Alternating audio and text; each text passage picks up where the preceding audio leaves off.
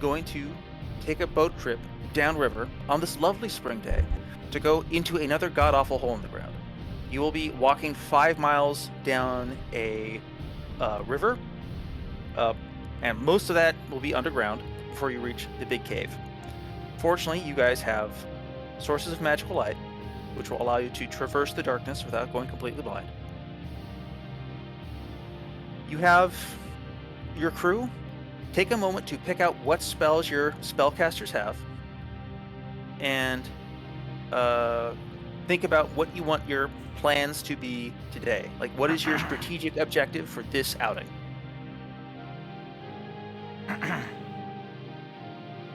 I've been scrolling up trying to find the link for the retainers list. Is it in the Otherworld Adventures? It's in there somewhere. Hang on a second. I'll just hook you up with the link for it. Okay. I should probably pin it. I'm up to 403 and I haven't seen it yet.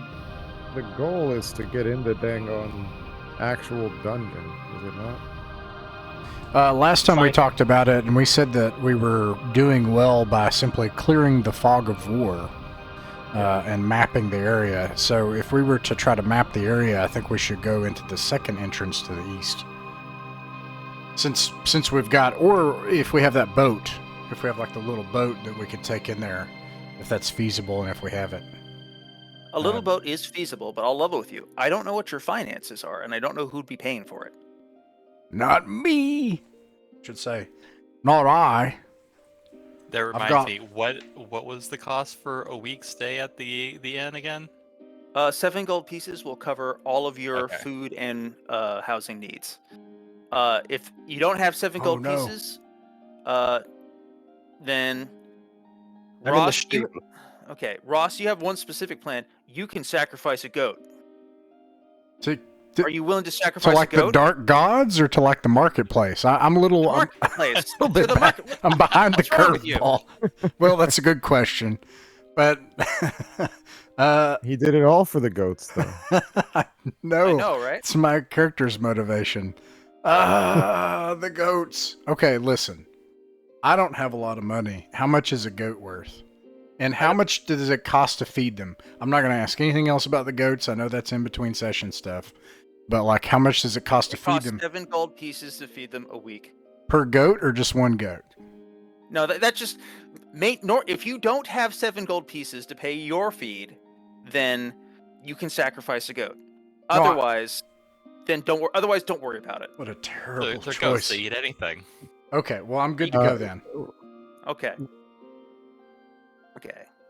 Magnus won't let him sacrifice a goat. Wow, if Magnus won't let that happen, that's really bad. Magnus wants them for himself. Okay. I want it. It's good to have friends. Okay. It's good to have people indebted to you. Also that too, yes. I'm down to 4 gold.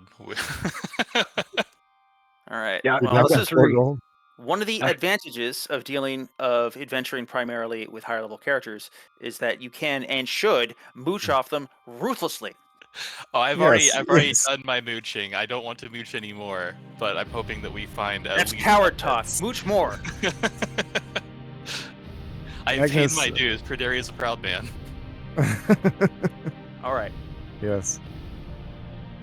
We are now one way or another. I'm going to assume that you arrange the scheduling for your journey such that you arrive well rested, ready to immediately take action.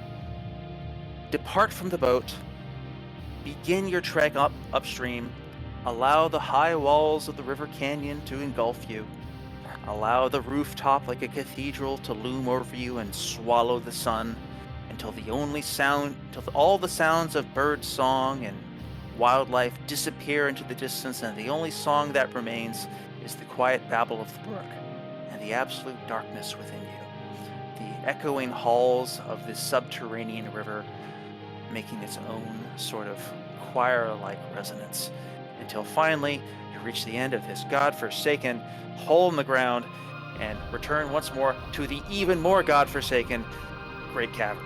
Now the question is, do you want to arrive on this side, in which case you can go check out that other big cavern, the one that has alarmingly large skulls in it, or you can arrive on this side and see what's, around.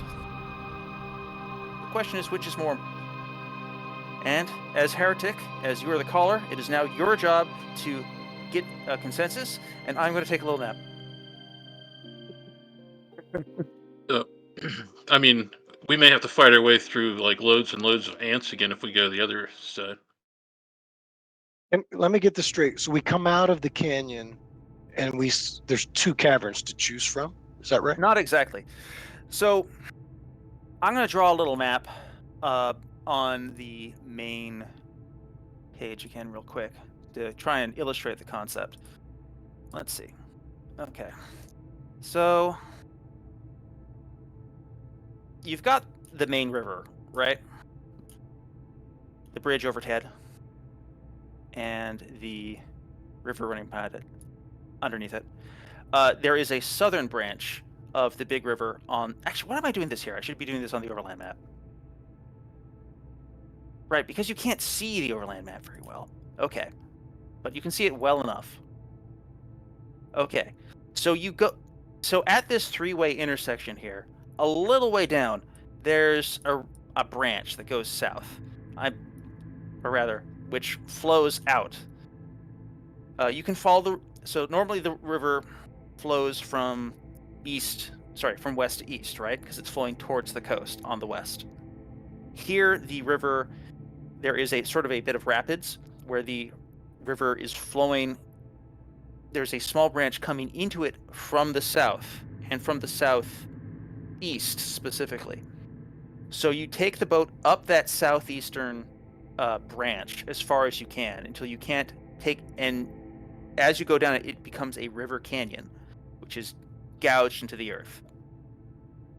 And eventually you cannot take the large boat any further, and you dismount. And you dismount on either the north face or the south face. And either way, whichever face you get on, you keep heading upstream, and eventually the river canyon becomes a tunnel. Because like the head of the canyon, it's an underground canyon which undercut the terrain above so that it collapsed down into it and was further washed away. But the practical upshot is that you effectively, in this area, are marching towards an archway. And once you enter the archway, there is then another, another 5 miles or so of underground passageway. Basically, imagine like you're marching down a subway tunnel with sidings that you can walk on, except in the middle, instead of a railway track, there is fast-running, cold, deep underground river water. So you go down that path for like 5 miles. Not the most fun, but nothing's trying to kill you, so... And at the end of those 5 miles, you eventually pop out, back in the Great Cavern. And if you got out on the north, and if you got on the south face of the river, you come over here. And if you got on the north face of the river, you come out over here. So the question is, which side you want to be on? Can you shift click us over there, Richard? Oh, yeah, sorry. Did that work? Thank you. Yes, it did. Thanks. Okay, good. Now, these are pretty broad rivers at this stage. Like, this river splits upstream at one point. But again, like 2 branches of a subway. These are pretty broad rivers. We've made our way the whole way down the north side, right? Yes. You have been... I don't know how much you can see when I move the arrow out here, but like you have explored this whole area in some detail. You haven't closely examined every element of it, but you get the gist of it, and you're pretty sure that if there was something really horrifying and shocking there, it would have killed you by now. We just saw that here. What's over here, though? You got no idea. We saw the disturbing middens of naked bone, right? Yes, that's over here in this other area, past the edge of the river, which you haven't really fully explored yet. The path up here is another fairly long underground river, but it's like a few hundred feet as opposed to the 5 miles of underground trekking that you take to get from here back to the wilderness. Is that all clear to folks? Mm-hmm. I can Okay. see it. I can really see arguments for either way. Mhm. I have the feeling there would be something cool to find on the other side of the river, but Father Bloombad is correct. There's also going to be probably a lot of ants, if not worse. You have thinned ants out are the bad ants enough. on the north side a little bit. That seems likely. Yeah. But we've seen them on the other side also, right? Mm-hmm. To be honest, you get the impression this whole place is pretty thick with ants. They seem common here. If you want to be in here a lot, at some point you're going to want to think of some sort of long-term ant solution, or failing that, ant detente. I don't know how you do that. I'm just saying it's a thing you might want to explore.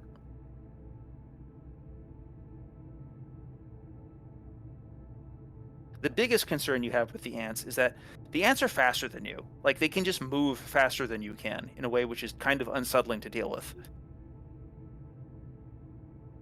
What do you think, Heretic? I mean, it's up to you guys. I mean, we got to. I'm afraid that's not Either- I true. mean- You are the caller, and you have to help them come to a decision. Yeah, well, I mean, yeah, nobody's really said one way or the other which way they want. I vote the eastern side because we haven't explored it, and we already know. So Right, yeah. I mean, we already mapped the west side thanks to John, right? So like, the western side has a river. So if we don't have a way to cross the river, the only place to go on the western side is to the new area. That goes. We don't know. It could go on for a week, right? Like, we don't know how far it goes. Now, there is one advantage you have for the other side. You do know that you can cross the river there because Oh, I'm sorry. I've established that you can go. You can basically wade upriver for as long as it takes to get up there. And if you can wade upriver, that kind of implies you can wade to the opposite side. You'll be soaked, but you can do it. Okay. Well, then we either need to choose to do that to get to the other side, and the only downside to that is some of the creatures can fly and attack us while we're in the river, and people have chainmail on and equipment and stuff. So, yeah, I'm talking myself over into the east side increasingly. Without a boat, without something that we can, put a bunch of stuff on and reliably get it across. I don't know if you guys remember that, but there was a time when you all did that when the river got low, and it was it was like a whole thing. Like, how do you plan when you got people in plate mail and chain mail and hey, it could be fine. It could be Sure, really I'm sure not. there won't be a random encounter that'll occur right as we're in the middle of crossing with armor on, and I'm sure it'll be fine. I mean, All right. Well, what do you think, Bloombad? Let's go with. Yeah, I mean, it sounds like east side. All right. All right, and that allows me to resolve this little quantum conundrum. Now the party's only in one spot. All right, Ross, you volunteered to be timekeeper. yes, sorry. Okay, it is now 11 a.m. I will tell you when a turn passes. Oh, okay. All right, John, you are the record keeper. And I don't think we have a mapper this time, but this situation is so weird and numinous it'll probably be fine. All right. You have some basic options. You can just cut out into the distance, you can follow the wall, or you can do some other third thing. We could follow the river. Also true. I say. Yeah, I'm for following the river, personally. Okay. I was gonna say the wall only because stuff can sneak out at us from openings in the wall. Oh yeah, Right. plus we did miss that one mine because we hadn't gone along the wall on the other side too. Yeah.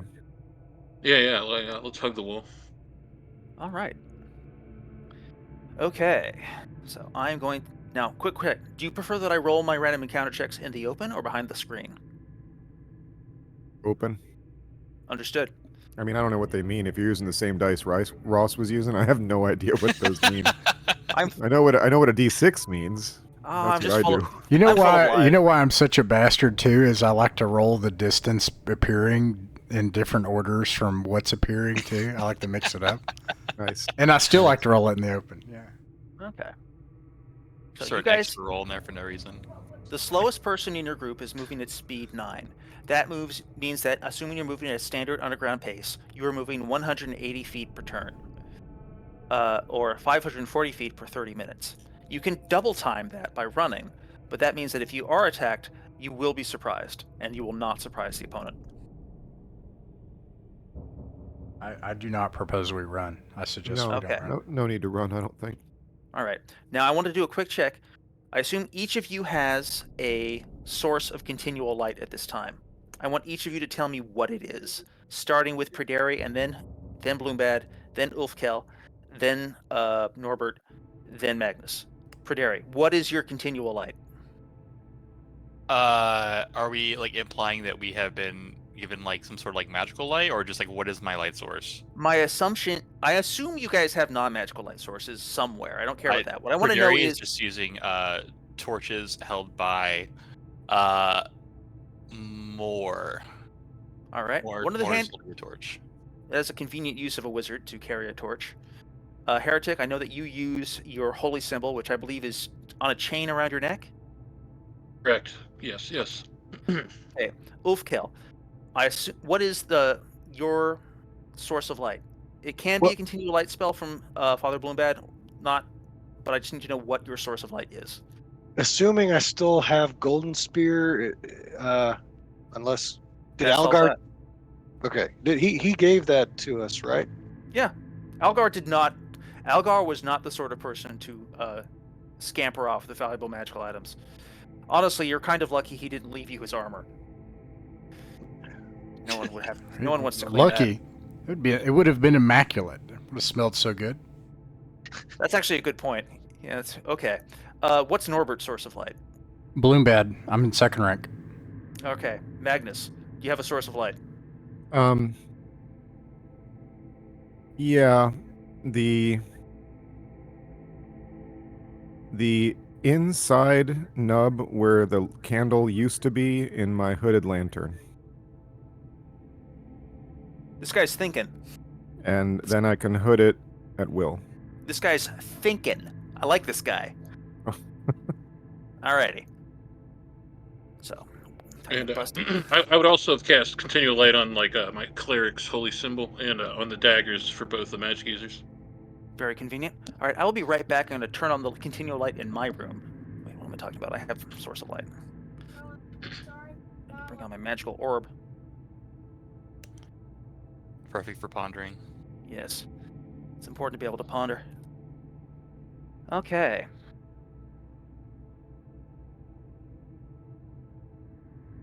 What's the D&D item that's just like the little floating light orb you can carry? A drift globe. A drift globe. They're a genuinely useful item. Let's go see what Ethel's barking about. I have been on a bender looking at medieval light sources recently, as I'm sure you guys, as you may have noticed.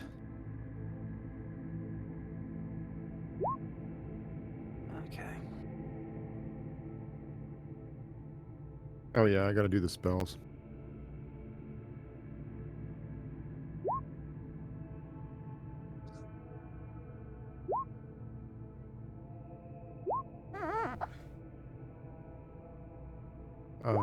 Let's see. I don't have editing on it, but I would like Island to come with sleep ×2 and web ×2.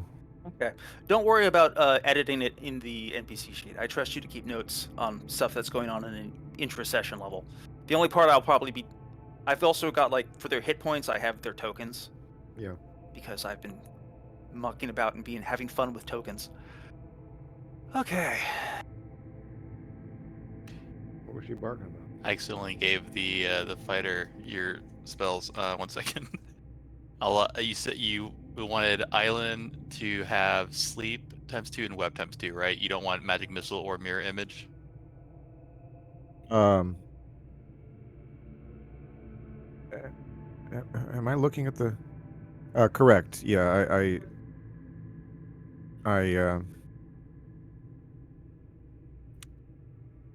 yeah, because at level, magic missile doesn't start to get really cool until level 5. Meanwhile, sleep is just awesome at always, and web is... Mirror image is good for one person, but web is good. Web can just end combat. Web is always fun. Hosing your opponents down with a thick layer of glue solves a lot of problems, and it has the advantage of having non-violent options. Alright, so I've got great news. You proceed along the walls for a total of 540 feet. You have the area near the walls pretty clean. As mentioned before, the rooftop in here tends towards about 80 to 90 feet tall. So you can see a circle of light that's about 50 to 60 feet across. I haven't done the exact trigonometry. Every surface here is lightly encrusted with lichen, as the various living things here are slain and gradually broken down and consumed by all the microorganisms here. And then, as you're meandering about, you are not surprised as you spy in the distance a party of large ants. I'm not They're surprised at You're all. not. You're not surprised. You see it coming along the way away. Well, before we get into that, I'm just gonna say I am not gonna buff Oathkill. He's gonna remain mediocre because I want him to be eligible for other worlds or whatever.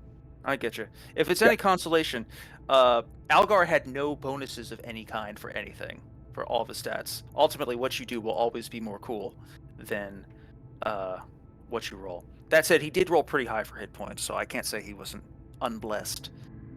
Regardless, there are ants. You see them in the distance. They regard you in the completely incomprehensible way that ants regard everything. However, there is a ameliorating factor, which is that they appear to already be carrying food, which is to say they are carrying a lot of dead goblins. They regard you and then proceed to simply meander away. Largely They were workers, not warriors? There was, from a distance you espy them with your keen senses. There are about 10 workers and about half that number in the larger, more fierce-looking worker ants. Sorry, larger, more fierce-looking warrior ants. But for the moment, it seems that your encounter with these large ants has gone entirely peaceably. The ants have no interest in you. They do It's not bear you. Because I flexed. The next time we encounter these things, Ufkel needs to, if we defeat them, you need to use subdual damage and see if you can tame one and turn it into a mount. That's a bold plan. Yes. I like this. Oh, and Ulfkel does have his Myrmidon armor. That much is established. It is very cool. Maybe they thought there was they were in a neighbor. They were feeling neighborly. It's possible. If you acquired more... You don't know exactly how ants of this sort work. Perhaps you could consult an expert in that matter, such as... I have no idea who'd be an expert in gigantic ants. We'll come back to that. You continue to follow the wall? We have learned something important. Yes. There is a means to bypass them if we bring enough food. Or dead goblins. Yeah. All right. Ross, 1 hour has passed. You continue to crack the northern wall.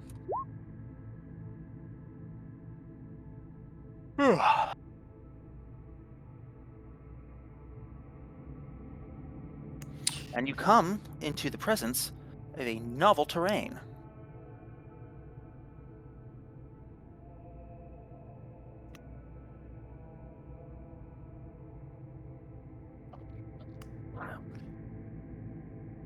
Just to make sure we're covered, as we're walking, both Perderi and Owanen are going to keep their eyes towards the ceiling more than the forward or the back. I have a theory as to why. Would you tell me what it is? We've on each encounter we have had watchers And so definitely keeping an eye out, make sure that our Well, winged friends are not here. I will take a moment to reiterate that my basic principle of GMing this game in the absence of a well-developed skill system like you might see in like 3rd edition or higher is to, if the players say they're doing something and there's no strong reason they shouldn't be able to do it, they just succeed. And in that spirit, I let you know that you do not see any watchers at this time. However, what you do see are tremendous fungus. As you approach along the north wall and enter this area, the character of the terrain you walk on becomes softer, spongier. Before you, great heaps of fungal material rise up from the earth below in striations. Like, okay, you guys have all seen, I assume, shelf fungus, the sort of thing that you find on the side of a tree in the forest. Now imagine one of those, except instead of it being a firm top and the frilly underbottom, you take the firm top, you roll it up so that the frilly underbottom is pointing in every direction, and it forms tremendous spires, like stalactites reaching 40 feet tall, made of gills of fungal material. There's a faint woody smell in the air as you come into reach of their sporulatory emissions.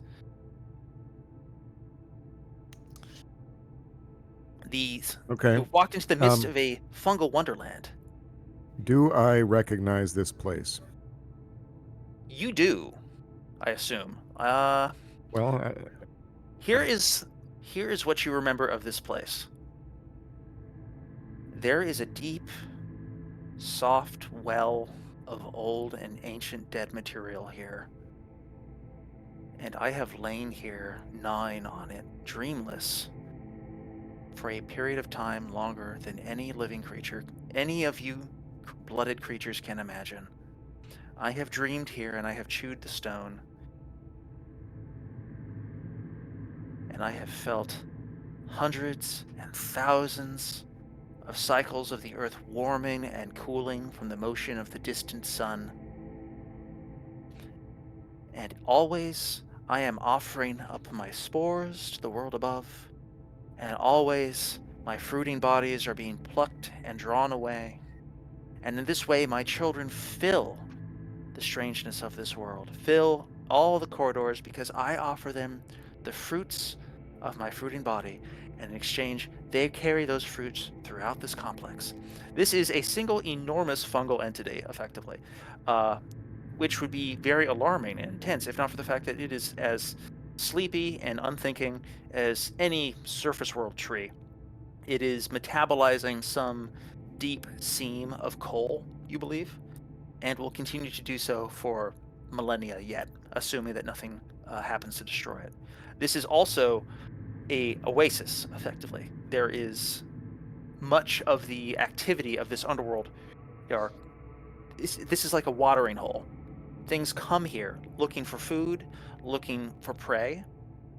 It's not terrifically safe, but you imagine that everything comes here anyway. Also, remember how I mentioned earlier that there are the fungal supports holding up the walls? You can see some of the same strains of fungus here as well. The same material which, when dried and treated, becomes woody tough. This forest seems quite large. You could probably hide in here if you were careful. well, my question is,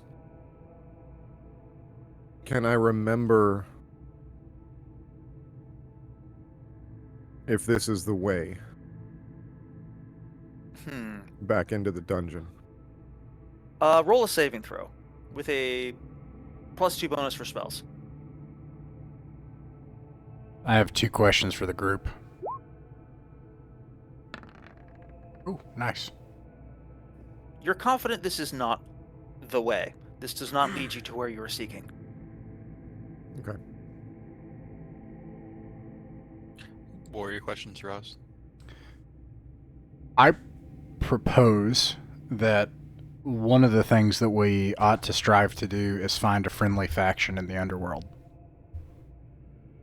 One of the purposes of that is it would be, well, I mean, there's so many different things, but and even if it's a temporary alliance, like they don't have to be perfectly savory, but like if we could work with people and have like a broker relationship, there's obvious things that we would benefit from trade and would profit here.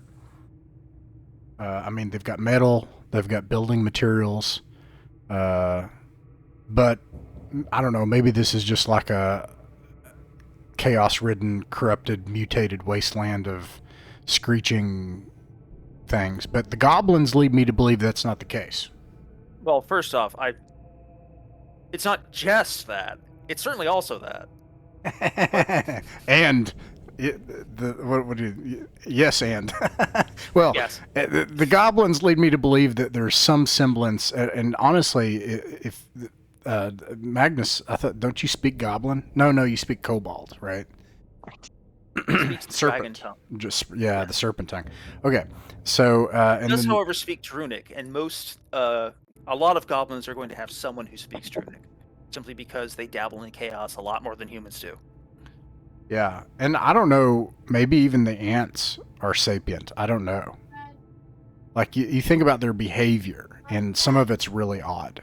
Like so, and then the other thing is, have we already Didn't you hounds at one time ally yourselves with goblins on a riverboat expedition? We hired a captain who was a goblin who owned a riverboat. So you've rubbed shoulders with goblins in the past. It is known that goblins can, in fact, behave like civilized people for at least a little while. So that relates to Ross. Yes, that is a possibility. Yeah, the other question I had is, have you all already given a sample of this to Ullman, the mushroom building material stuff? I don't know if he'd actually care, but he seems to buy weird stuff. As a general rule, you can get information about stuff from Ullman, even if he's not going to buy it from you for money. Ooh. So, Well, okay. he might charge you money for it, but I- you can get information. I take the sharp tip of my spear and I try to find a chunk of the hardy mushroom building material, and I try to slough a bit of it off. Okay. It definitely won't mutate me into a mushroom man, for sure. Now, speaking of mutating, you roll a saving throw. No. What? Let's say, as soon as you mentioned spores, my first thought was, Oh, the I should have spores, I Berdari forgot and his about the group spores cover already. their nose. I succeed. You're fine. You don't even get sniffles. It's fine. It's fine. It smells woody and wholesome. Oh, Don't worry about man. All right. Well, if this is a matter of player as opposed to character, I would be like, oh god, everybody like cover your nose and mouth. I thought about that. Like maybe we should cover our face. So you're carrying some fungus, Norbert?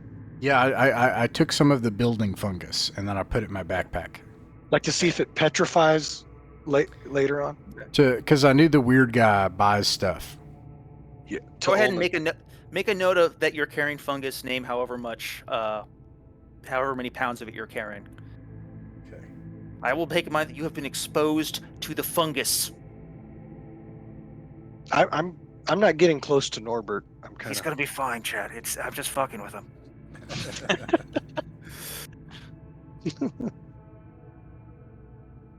All right. 1 hour and 30 minutes has passed in total. You spent a little while mulling about the forest. To the southeast, you can see that the fungal blooms extend as far as your light can reach, creating something like a forest of hidey holes and like a lot of obfuscated lines of cover, because it's effectively a small redwood forest which is lurched up to like 80 feet high across this area. So if we need a place to hide, maybe this is good to come back to. Yes and no, because it's also an oasis. It's a place. If you hide here and you're good at hiding, this is a good place to hide. If you hide here and you're bad at hiding, this is where other things will find you when they come looking for snacks. Gotcha. Not for counting example- what's already hiding here. Yeah, case in point, Murdigian points out a big chunk of ant teeth marks on one of the fungal towers, where it has apparently been partially dismantled and used for snacks. Yikes. Do you intend to continue following the wall, or do you want to follow the edge of the forest? Oh So- man, we should not just go off into that forest without a reference point. Yeah, especially if Yes and no. Magnus Actually, knows. yeah. Do you guys It- have a good way of establishing north and south in here? Well, okay.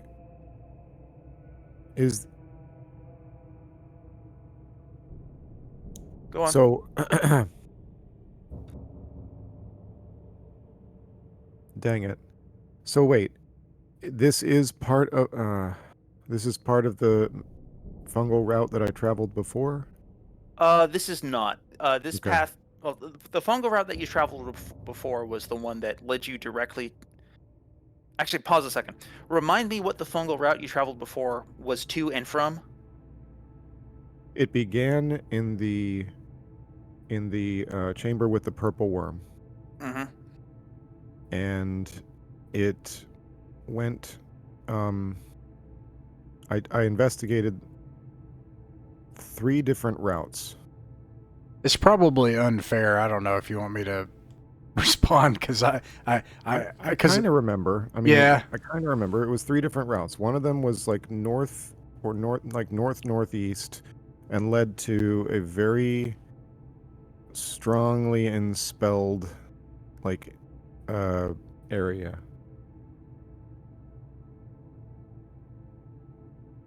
Man, do I remember enough Um, of this place? if I could. All right, hook me up, Ross. Yeah, so the main thing, and this is this was stated out loud, so this isn't revealing anything. The main thing is the terminating point, like how far you got, Chaos Temple. That's how far you got. Okay. Yeah. Yeah, so not here. Yeah, So yeah. Okay. I have no memory of this place. Nice. All right, and I hate to say it, I've got to run again, and I'll be back as soon as I can. Just All right, have fun in the bathroom. Up. Yeah.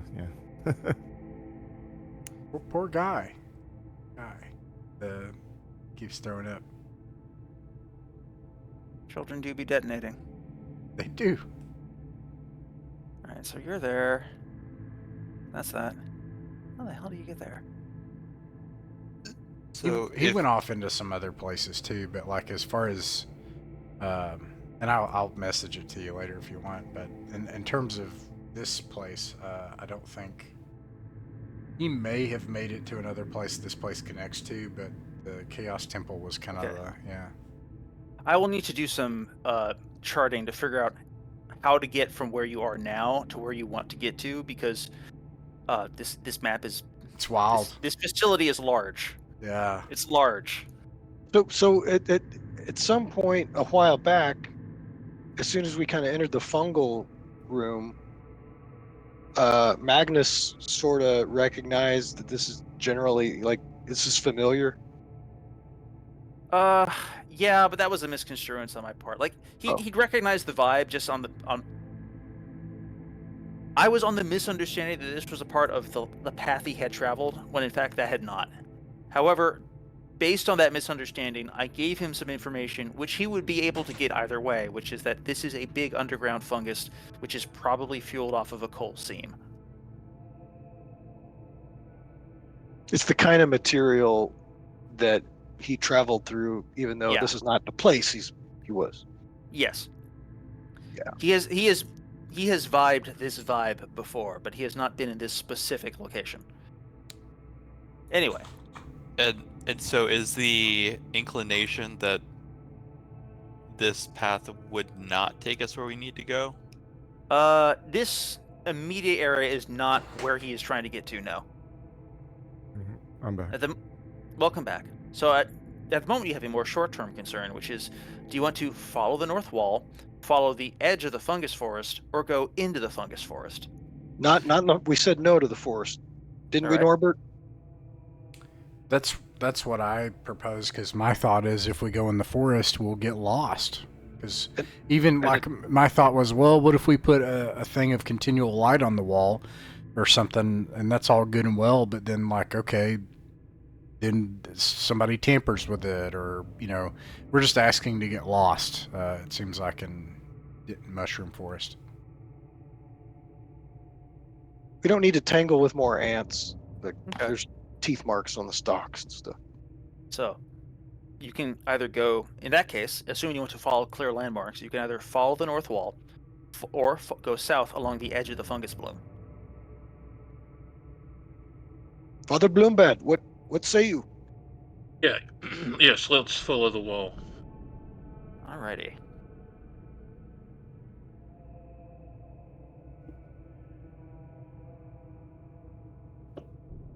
Another 30 minutes has passed. I think that's a total of 2 hours. Let's see if anything exciting happens over that interval. Something does.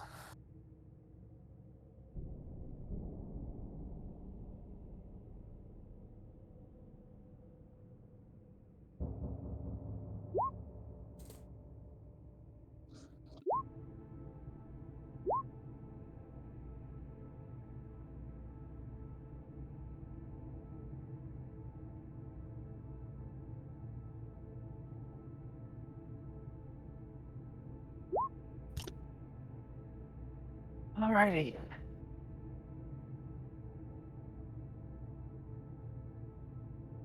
As you are proceeding along the wall, you proceed north, past the edge, briefly entering through along the side of the fungus forest, then north into a cul-de-sac. You're uncertain for a moment at the exact bounds of this area, but you determine that this is a small segment about 120 feet across. As you are making that determination, you spy movement in the distance, whereupon you are abruptly rushed from above by laughing figures swooping in on high wings. Their numbers are unclear for a moment because they are coming at you quite quickly. You're not surprised, but you are being affronted by a collection of gargoyles. They are approaching you quickly, laughing as they do. What is your intention? Father Bloombad, I think we ought to like cause some kind of distraction, get the hell out of here. I mean, well, why don't we want to fight them? Because there's a bunch of voices laughing and they have an aerial advantage. Seems like several of us. Oh, go ahead. I mean, we have 3 webs at our disposal. Ah, good point. Yeah, that's true. All right. Gosh, Is your intention? Yeah. Does anyone not want to fight?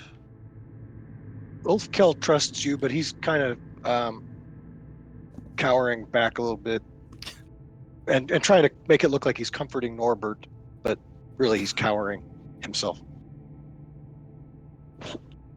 Norbert holds on to Ulfkel. Now they're there. We'll die together in this, in this horrid place. All right. Pruderi, what the hell is going on? I know not. Praderi is looking towards Father Bloombad and Magnus for inspiration on what to do. This is, I mean, Okay. this is a world of firsts for him. Magnus Worst has of got a 1,000-yard stare. Oh, poor Magnus. He's been through so much. Magnus is just like, more of them will die. More of them. 14. Okay, I am going to arrange you guys into what I think is a plausible fighting position, real quick, and then you guys can correct as that goes askew.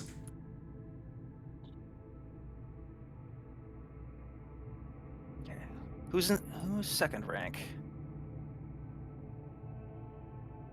The wizards are, of course, all gathered up into a cautious little gaggle. The magician's on the sides, Magnus in the core. Father Bloombad is also shedding light. Am I correct? Dynamic lighting. Emits light, 120 feet. If we have time, Jerry will ask, like, how do you slay these stone beasts? You all have seen one slain, haven't They're you? made of stone? So they're gargoyles, right? He doesn't know what a gargoyle is. He said they're stone. Alright. I missed where he said they were made of stone. Oh, they are gargoyles, and they do appear to be made of stone. Does that change your calculus? No. Okay. I just never heard you say that they were made of stone.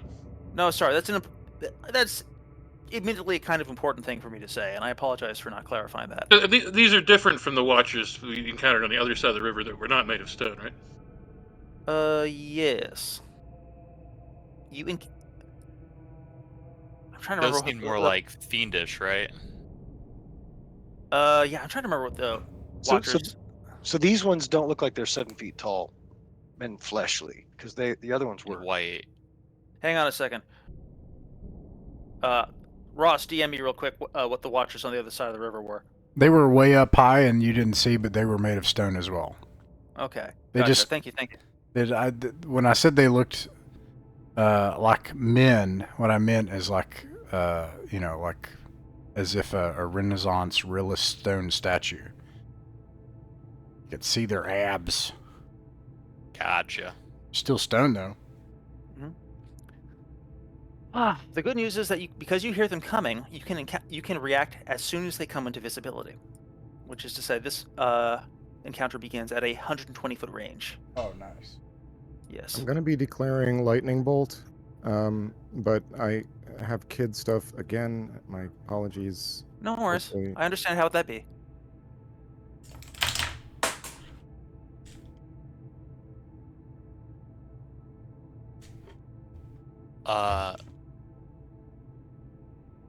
More. I'll declare mirror image for more. Alrighty. Yeah, and mirror image for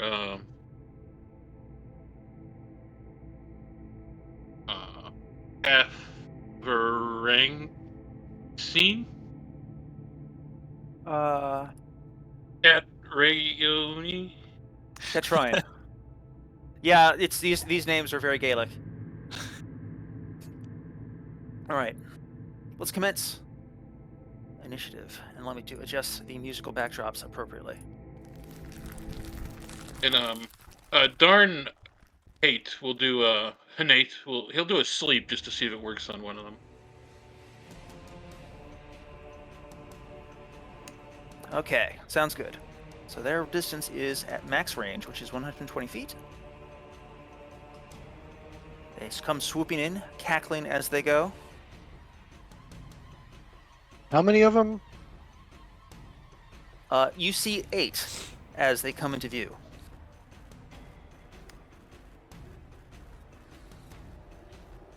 Roll initiative. Let's start by rolling initiative.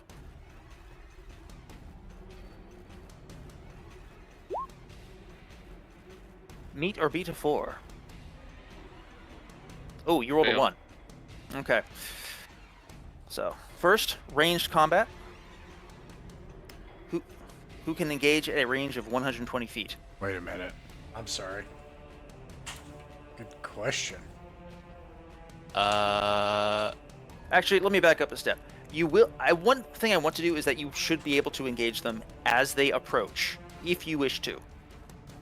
If you want to if you want a character to attack with a ranged weapon, let me know, and you can take the shot as they fly in. Yeah, because longbow's 70 feet, right? Yeah, that's part of why. Shortbow's 50. Yeah. Yeah, that's part of why I'm saying that. So,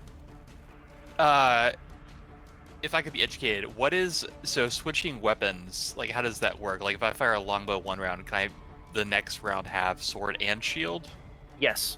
One of Okay. the it's not strictly defined in this rule set, but another thing that this rule set says is that a combat round is like a full minute. So Okay. you can do whatever. You can swap out your kit completely each round. As Like, long as you you're not can't like change it. donning or Alright. doffing. Yeah. I'm Okay. No, sorry. if you don or doff armor, someone will just stab you in the tummy while your shirt's up. Gotcha. What did I miss? Nothing yet. Initiative was rolled. Father Bloombad rolled a 1, and I rolled a 4. So we can roll are- to hit with its missile weapons. yes, with missile weapons, one of my interpretations is that you can roll to attack with missile weapons as they approach, even if they win initiative, as long as you are holding your position and taking a shot. I got a 18 to hit on one of them. Their armor class is 14. That will do it. 2 damage. If it actually All does right. damage. Now here's an important question. What are you attacking with? A short bow. I'm afraid the arrow deflects and does nothing. Ting! Just shatters. I'm like, oh, light! Oh, light! Arrows aren't doing anything! Still out of range for sling, correct or no? Or would that be allowed this round as well? Go ahead and take the shot. Okay. So it's going to be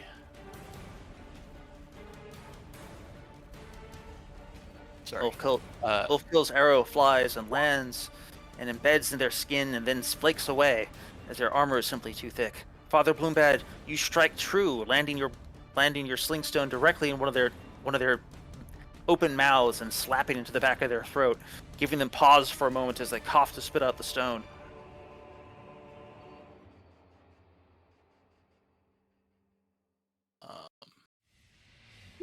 So this is Hasling. What did Ailing declare, if anything? The spellcaster? Yeah. I do not remember. Okay. You could cast magic no, Do we know the hit dice yet? of these creatures? Yeah, or would that not You don't be something explicitly, we would... but I'm about to tell you. They have 4 Okay. hit dice. So they are not immune to sleep. They are not. So then in that case, I guess how far up are they? Are they in the air flying down towards us They still? are in. That's an important question. Thank you for asking. I should have clarified that. They are flying at a height of roughly 30 feet. And Thank you, It's Father high, Bloombad. high enough to take damage. So let's do Webb then. Aelin will declare Webb.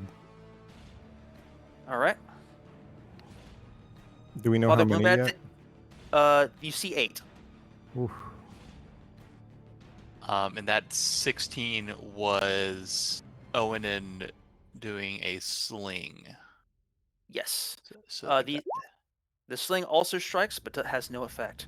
These creatures appear to be resistant to your weapons. oh boy.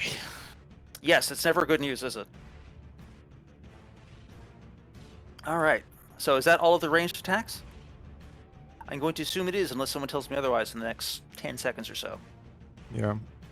Okay. If I roll for a retainer, can I just roll off my weapons? One thing I often did when I was running another character, you can add a weapon to your character sheet, which just is that retainer. Which Okay. I'm trying to remember what it looks like, but like on Ulfkel on his character sheet, under the weapons, it says like dagger +1, spear plus whatever. You could add like attack by whatever with X, and then with the hit roll and damage roll. Okay. That could get kind of busy, but it's an option. Yeah. Okay. So, now, movement. These guys are going to move first. All of them are going to be able to close the gap, with the exception. Actually, hang on a second. Let me verify that's correct. They've got to move 9. This is important enough. I have to make absolutely certain I'm not misinterpreting how movement. Do you have counters? Because we're not seeing anything at the Oh moment. God, I'm sorry. I put you on a completely wrong page. Yeah. How about now? Yeah. Yeah, I'm sorry. Yeah, This is the page.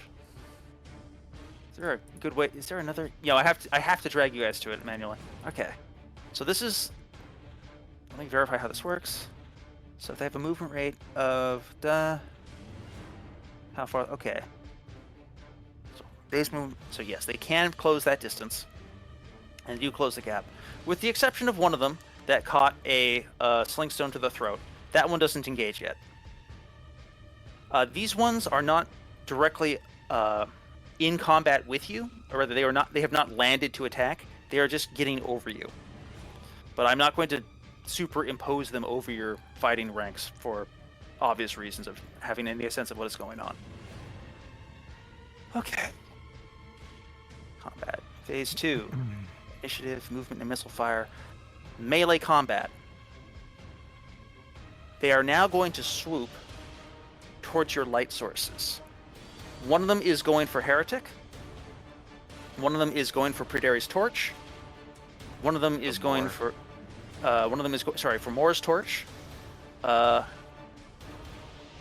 of them is going for Gold Spear. And I'm just going to say they go with these in order.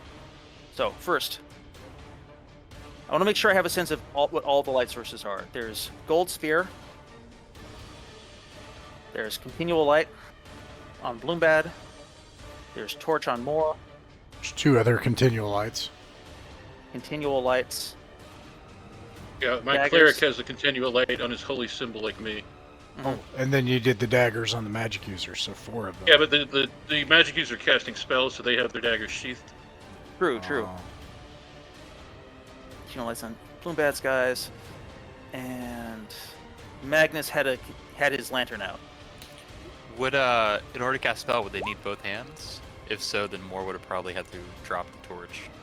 Yeah, it's a two-handed affair. Okay. And my lantern is also on the ground. Yes. All right. So I'm going to noodle around with the character sheets. With the tokens for a second to keep track of all this. So there's Father Bloombad. There's Bloombad. Each of Bloombad's retainers, which are Ketroin, Damnate, and Dumparku.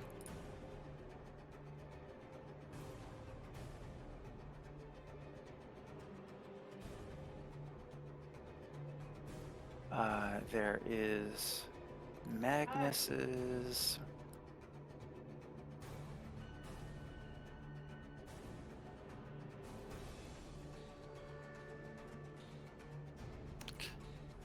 Okay.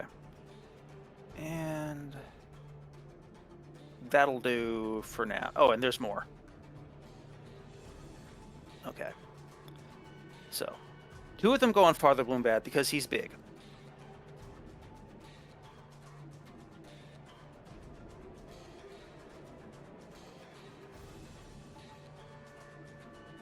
They have...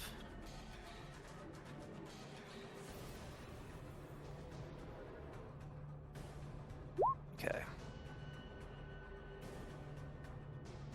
One of them gets a critical hit, rolling a natural 20, which none of them are trying to... You'll immediately notice none of them are actually trying to damage you. They don't seem to think you're worth that. What they do seem to want to do is steal your light. One of them snatches at your holy symbol, and you may roll a saving throw to see if you can retain it, but otherwise, they will snatch your holy symbol from your grasp. Bloombad, give me a saving throw. All right. Father Bloombad contests the demon and hangs onto his light. All right. Versus Moore.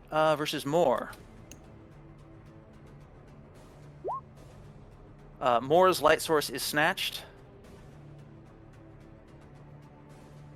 There's Ketroin. The 2 magic users, they don't have their light sources out. Right, so they'd actually be fine. So I should put them back then. I might be being too creative here, but whatever. 2 on Deparku then. Would the attack at Moore interrupt spellcasting? No, it wouldn't. Okay. They're not really attacking him directly. It's probably pretty frightening though. Deparku I need a saving throw from Deparku. And versus Magnus. Arku makes it. Okay, and Magnus's lantern is snatched. All right. That is their melee combat round. Do you guys wish to attack in hand-to-hand combat? Did they get gold spear or? Oh, right. They were going for gold spear. Hang on a second. Oh, I'm no. sorry. I should have been quiet. I've got great news. They try, but they fail. That doesn't hit your armor class. All right. Oh, good. Okay. Go ahead and get rid of these. Move all this into the center of the room. All right. Now, those of you who were attacked or who are near those who were attacked may engage in melee combat. Let's go down the queue. Praderi, who is near more? Ulfkel's near more. So, but Ulfkel already was. Yeah, and everyone in Perderia's group except for Moore did a ranged attack. All right. Bloombad, both your clerics may attack. I'm sorry. Neve did not make a ranged attack, so Neve is ready for melee.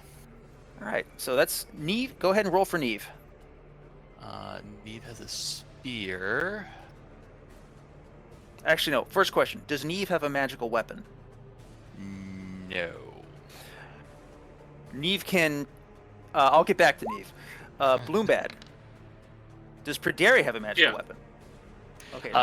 Perderi has Scalebreaker. Well, unfortunately, with an AC of rolling a 7 will not break their armor class. That was the spear. Oh, okay.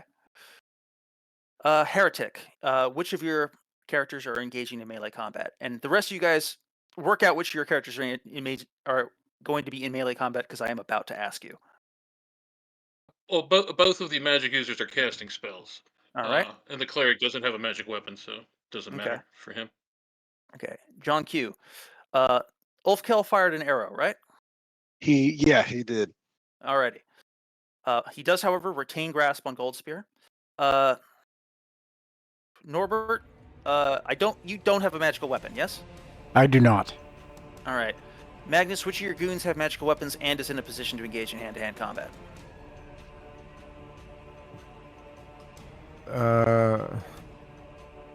There's 2 Neves in the world. Because one of them is mine. Yours is the one that's not named Neve. Yours is the one that's named Naun. Okay, got it. Wait. So neither one of them have magic weapons. Alrighty. In that case, I believe the melee round is concluded for now. Oh, may I toss or hand the +1 dagger to Laofstan? Yeah, sure. Let him give it a try. Oh, he'll love this. Oh, hang on. Which dagger? The +1 dagger? That was the one that I assumed Perderi would have. Oh, you got that. Okay. Yeah. All right. After this, we're going to make a spreadsheet which lists the specific magical items that have been found and who has which one. But I just love spreadsheets too much. Yeah, I'm sorry. I should have tried to do stuff before. I figured since you had Gold Spear that Perderi would have. Oh, yeah.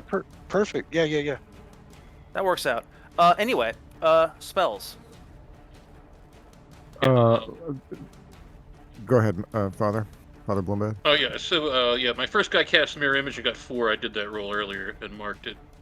And the other one was casting Sleep on one of the gargoyles. Okay. I'll roll the saving throw. This guy totally blows. Sleep doesn't get a unless save. they have magic resistance. There's no saving throw. Oh right, it just works. I forgot about that. But he has to roll. I think it's just 1d6 for 4 hit dice. Sleepy. Or no, it's just 1, isn't it? Isn't it? It's not even 1d6. It's just 1 it's for just 4, 1. Yeah, one of them goes. It's just he goes to sleep. Meanwhile, Ailing had web going off. Mm-hmm. So it's 20 by 10 by 10.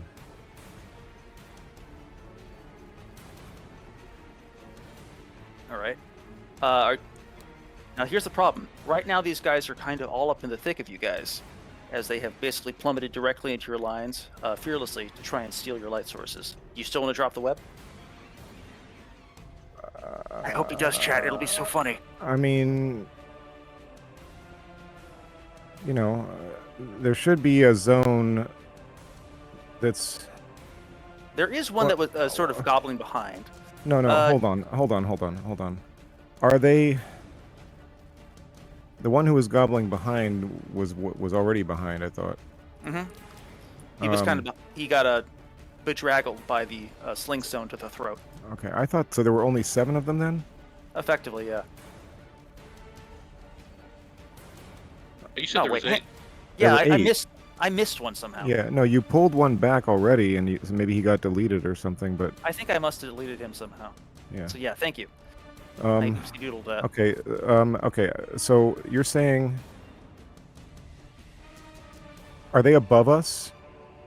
They are amidst you, for the most part. I'm trying to think if any of them would be above you at this point. No, they are in melee combat, and they are amidst your lines.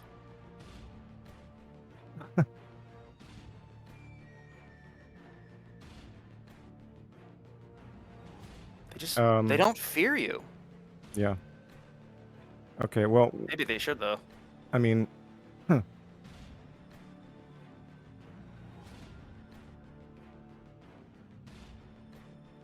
I'm just trying to figure out, can Webb... There is no... There are 7 in close melee with you right now.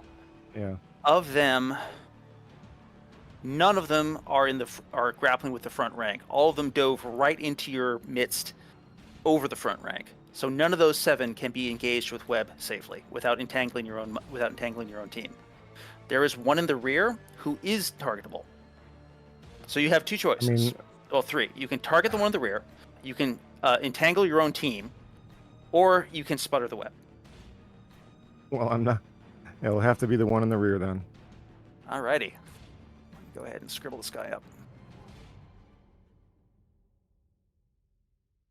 Okay. A tremendous lashing of webs erupts from the earth below, grabs him from beneath, and jerks him to the ground with a crash as the elastic webs spring up into existence, grip him by the ankles and neck, and hurl him to the ground below with a almighty and undignified squawk. What other spells are going out? Well, lightning bolt was called. You can blast the guy in the rear, but I don't recommend you deploy that danger close.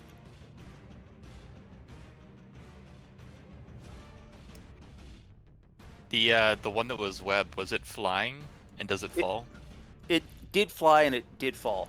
Basically, the way I am envisioning it is that the webbing sort of erupted from the ground beneath it, gripped it from below, and then jerked it back down like a grappling hook at the end of a bungee cord, except times 30.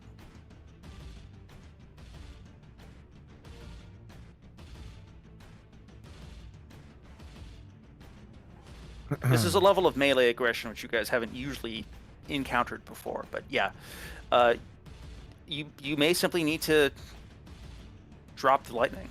You can either dispel the lightning or you can use it to blast that one guy. I have to let it go. All right. The spell is dismissed. All right. Bloombad, what other spells do you have live? That was it. That Okay. was it. John Q. Merdaigan, what spells did he have live? He didn't really have any attack spells. The best he would have had would be invisibility. That doesn't seem good right now. Gotcha. And Web was deployed by Elin. So that is the spells. I rolled for Moore's Mirror Image. It's 1 duplicate. I am going to shout out in Drunic. Cease this nonsense immediately.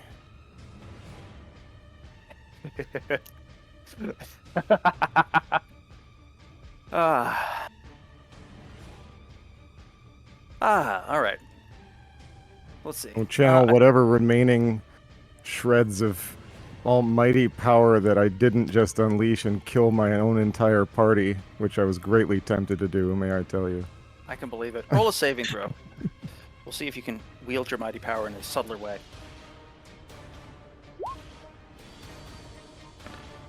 All right, you are able to channel your lightning through your voice in a fashion which is visually impressive, but has no specific mechanical effects whatsoever. Yeah. Which is to say, you are extremely loud if you wish to be. I do. Okay. You speak with thunder. And castigate them away. All right. Bloombad, roll initiative. Gives me an idea for another spell.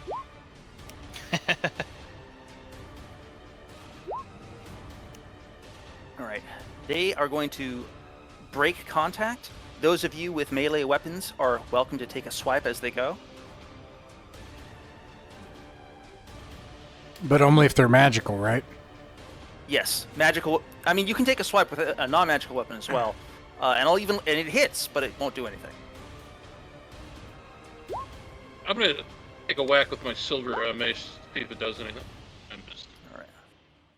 All right. 14. It's 14 is easy to hit, unfortunately. So, it's a +2. It's a +2 spear, not a +1 spear.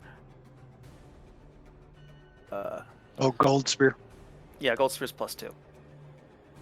The beasts, having made their mischief and having snatched away a couple of torches and a couple of lanterns, fly away laughing into the night.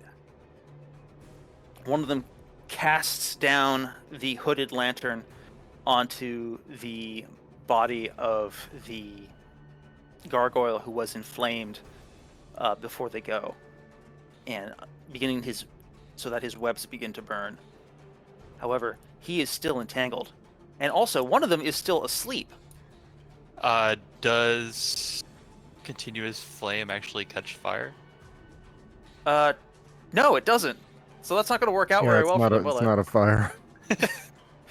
Ah, Also, would we be able to get a couple more sleep spells off? No, unfortunately. Here's why. 120 They have foot range. Yes, but they have a flight speed of 150. Okay. Jeez. So yes. So, Man, do you have charm person, Magnus? no, I don't think it would work on these guys. Well, I don't know. Why not? Are they smaller? Are they the same size as humans? Like humanoid size? They're a bit bigger than humans. Then it's up to here's- you, Richard. So I've been actually thinking about this for much of the... Let me turn down the music to something a little less intense now that we're no longer quite as vigorously in fray. As Ross has said in the past, his conception of charm person is that it lets you skip to the friendship stage of the relationship. And I like that for a couple reasons.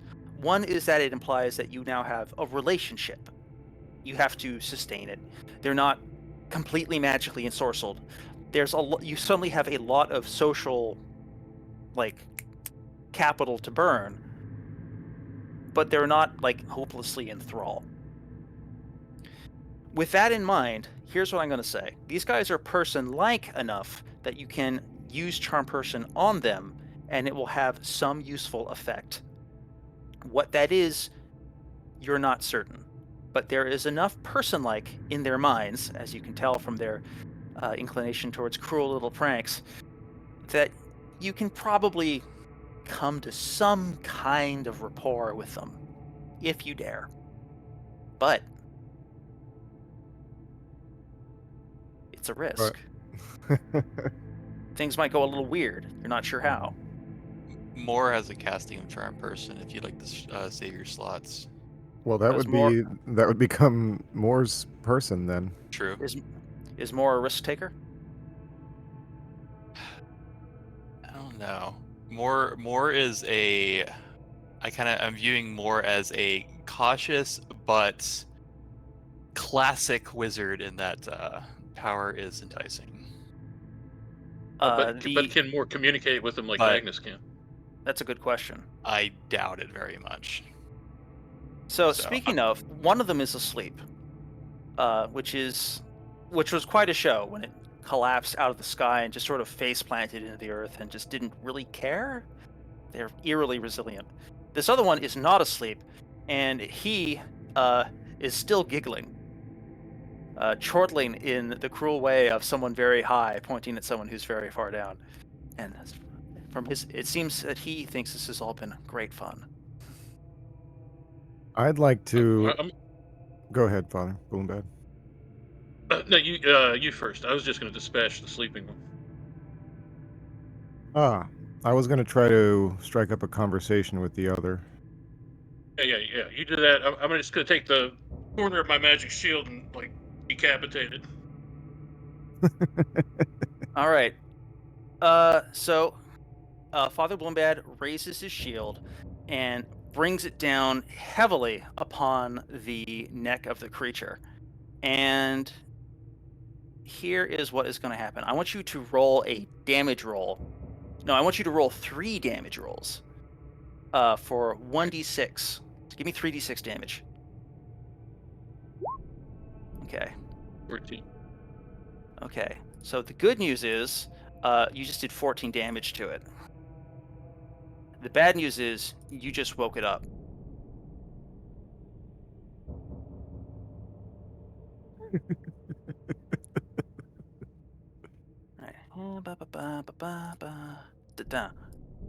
And roll initiative real quick. Oh. You can still roll a 6. House always wins, but you don't. Oh. It freaks out and goes ape on you real fast. So it is going to. Let's see if this thing works correctly. I thought I had spun this up, and apparently not. Open character sheet. Attributes and abilities. I didn't roll that. All right, so this is a claw, bite, horn.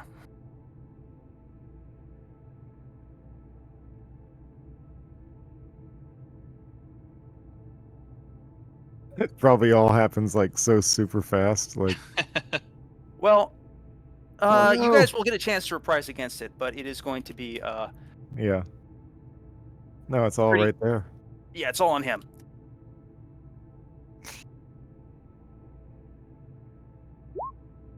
All right. It will claw you at least once. I think that's the only time it'll hit because you're in full Yep. plate armor with a shield. Your AC is 17. It wounds you. 18. Okay. Yes. Now, is everyone else going to engage, collectively attack this guy? Yes. Perderi will try to jump behind it and hit it from behind for that sweet All right. flanking damage. Are we, In are second, we, in are we second re-rolling rank, initiative? We just did roll initiative. See, I rolled a 6 and he rolled a 5, so it went first in hand-to-hand combat. And at this Alright. range, melee is skipped. However, all of you guys are in a position to go completely hog wild on it, including Do we- Norbert. Who has do a we have magic? Everyone with a magic weapon can take a shot. Well, I take my halberd and pry its mouth open and shove 2 pounds of fungus in its throat. yeah. Do you have to breathe?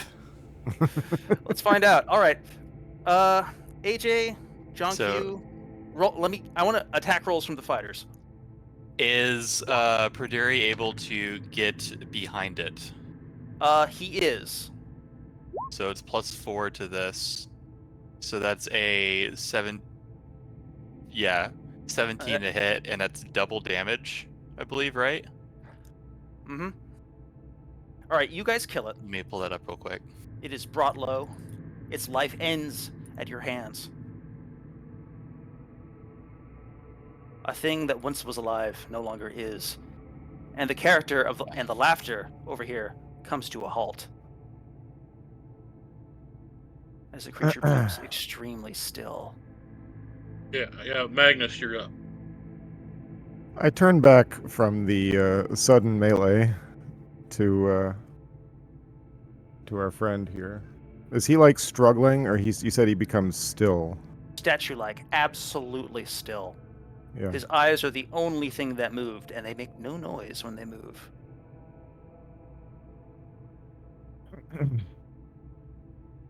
I remind everybody they might want to cover their ears.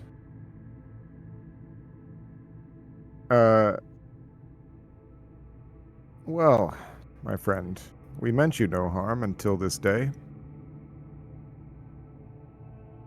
Some reason you attacked us? You have poor humor. Is my kin you Well, kill? Have you no jest? No stumble in the dark joke? No walk around and fear the sun? I've been told that I don't have a good sense of humor before. Nonetheless, surely we can put this past us, and we'll just maybe keep each other at bay from now on, shall we? Your weapon can cut our skin, but we do not fear your iron. Well, we don't. Maybe we don't want you to fear us. Maybe we'd rather just be left alone. Oh, humans. Silly, silly humans. I have watched so many of you die in these places. I have seen more than I can count, and I can count to high numbers. I can count to 7 and 17 and 77, and I have seen at least that many fall and dead. You think we should fear you? Mayhaps, but you should make it worth our time if you wish us to pretend in fear. Let me go. No, I don't. I don't. I want you to leave us alone. You know, it doesn't matter to me whether you fear us. I would rather you leave us alone and let us go about our business without stealing our things and harassing our already dangerous endeavors. That's my kin you killed. It's so sad that things had to be this way. We could have had fun. You should let me go. 1, they might forgive. 2, they won't. Yes, I'm inclined to do so. Let me run it over with my friends. I report the contents of the conversation. He seems off-put.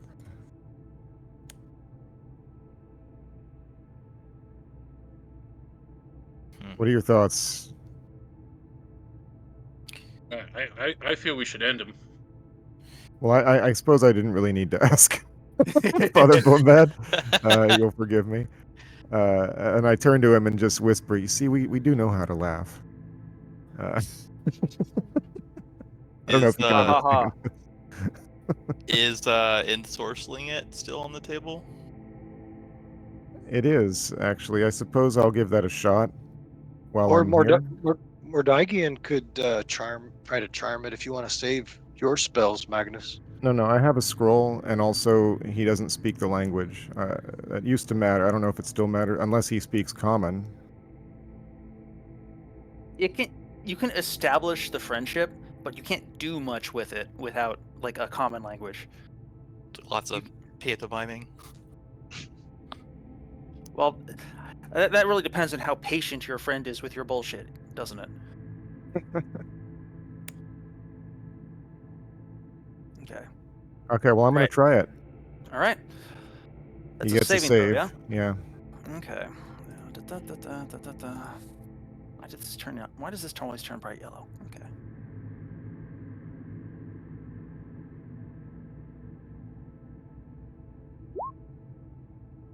Oh. It works really well, chat. Just falls can be expected.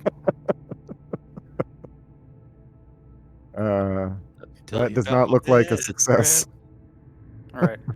The creature chuckles as you note that yes, we can laugh because it.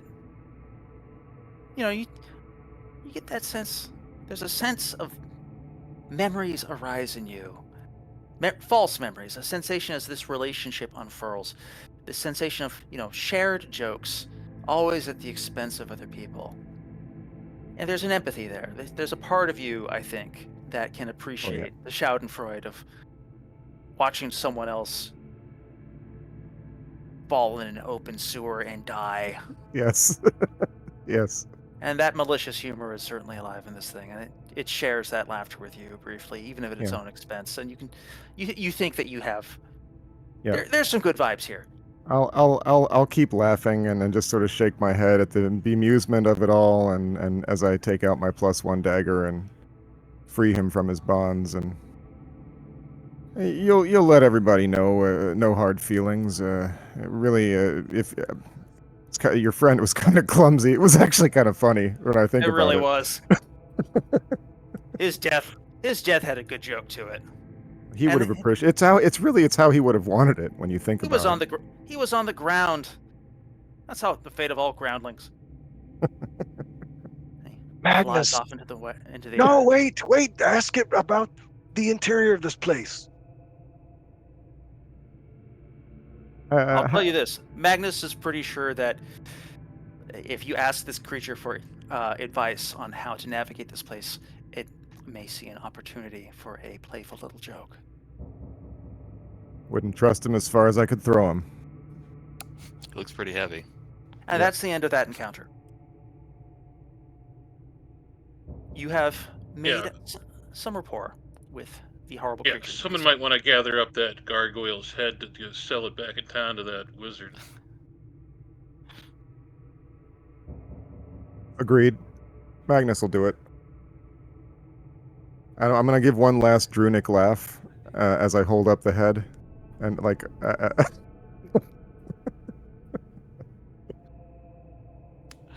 Oh Lord, I probably shouldn't Drunically laugh too often, huh? I imagine that's pretty terrifying. It's bad for your throat. Like you're gonna be raspy for a while. Alrighty. So, congratulations, you have had an exciting time. You are now here. I believe it's how long has it been? Ross, I think it's been 2 hours. I'm not completely sure. Yeah, so it hasn't been updated post that encounter. So how long was that encounter? Let's call that a turn. It's 10 minutes. Okay, so it's been an hour and 10 minutes, or 1:10 p.m. local time. Thank you. All right, it is 7:30. We have another hour. Do you guys want to continue on the course that you were taking? Well, what direction did we first see the gargoyles coming in from? Well, honestly, in this place, there's pretty much only one direction, which is from the southwest. Okay, but I mean, and this encounter happened in a cul-de-sac also, you said, right? Yes, let me expand the light on... Hang on a second, let me make sure that... We're on the right page, right? You guys are in here? Yes, you're here. Let me go ahead and focus in on the current location, and I'm going to expand the lighting emitted by this token a little bit. I can't actually see anything right now. So. At all? Okay, I see it. It's very small up in the top right corner. I found it. Yes. Yeah. Okay. I have embiggened the light to about twice as large as it actually is. But now you can see that you are in this little cul-de-sac. So the creatures came from here and then flew back away. Do we see any bones laying around? Like, is this like maybe one of their favorite ambush spots, or is there any signs of anything like that? Do you want to spend a turn looking around? I don't know. I think it might be worth it. All right. I can tell you with a quick glance, you don't see much of anything. This place just looks like more fungus. Like, not as much fungus as the big fungus to the southwest, but mostly just fungus. And nothing. All right. From Yeah. Never mind then. Let's just move on. Nothing from the gargoyle itself came there. Yes, the gargoyle. Here's what you have learned from having access to a gargoyle corpse. These men appear to be stone. They're about 7 feet tall. When you sever its head by sawing through its stony neck, it does cut like flesh does, but it's heavy like stone is. And what is within, you see suggestions of anatomy, like, you know how when you break a stone sometime, it reveals internal seams and internal complexity which is not visible on the surface? That's what you get when you snap it open. There's suggestions of internal complexity and like tissue differentiation, but it's rock all the way through. Its face is human-like, but grotesque and distorted. It is not a natural thing. It is clearly abhorrent to the natural order, a thing of other or under. The head weighs, I don't know, about 3 times as much as a human head, so let's say 5 pounds. I don't know how much, I don't know how heavy a human head is off the top of my head. I think it's 5 pounds for normal. All right, then let's say it's a 15-pound stone if you want to carry it home with you. But like you Yeah. guys have enough spare capacity among your I'll retainers carry that- it. Yeah, you got it.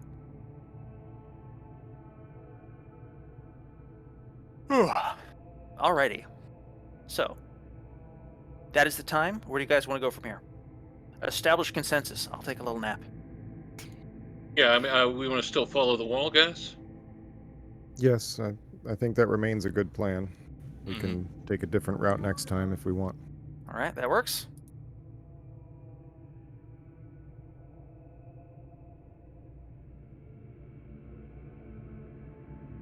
You spend about 30 minutes meandering across the north wall, establishing the shape of things. Okay.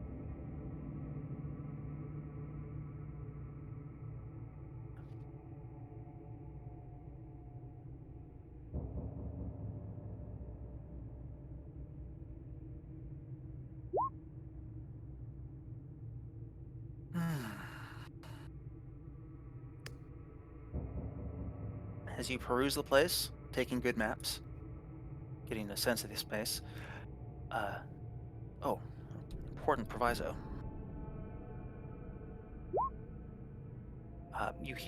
Motion approaches from the distant fungus tower. And The one behind us. yeah, the one behind you. You smell a familiar pungent smell of decay, and the flicker and see in the distance, reflected off of your lamplight, the flickering of long tongues. Oh no. Ugh, these again. However, I'm going to. They don't seem. They approach cautiously at the edge of the light, squinting at the edge of the light with their, their bulbous and chthonic eyes. Spy Father Bloombad. Pause a moment, and then withdraw back into the darkness. Father, it seems you have built a reputation here.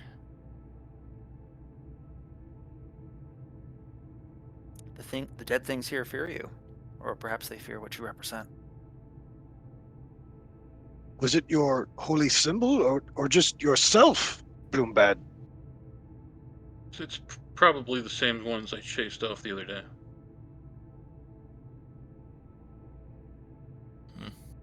So 30 minutes pass between after that. Thank you.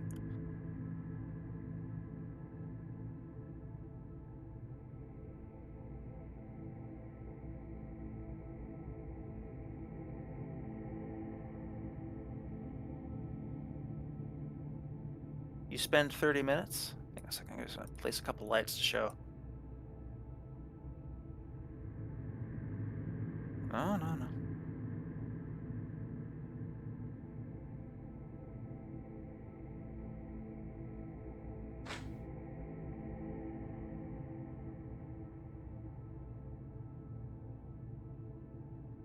Give a sense of the places you just were.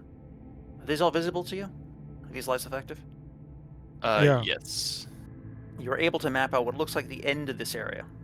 However, over here, something interesting happens. Give me a second to determine exactly what it is. There is there is a low tunnel in the wall of similar construction, though clearly a completely separate tunnel. And from within it, you hear the subtle dink, dink, dink of activity within.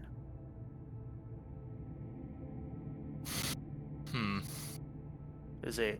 Let me go ahead and swing back to backdrops real fast.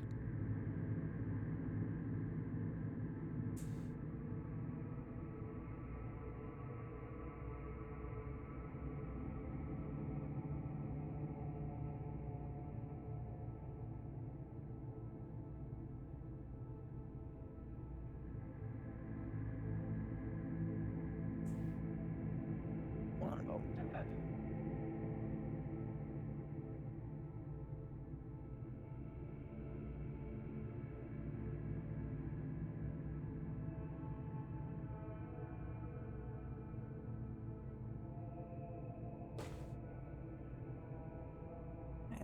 work.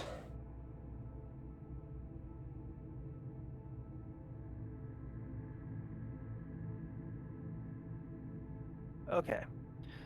As you approach the wall, you can see to the south another low but wide crevasse cut deep into the earth. Behind it, there's a great deal of waste rock, which has clearly been shoveled out during the mining process and left scattered across the area. Upon it, you also see a few carcasses. One dead ghoul, a large dead ant,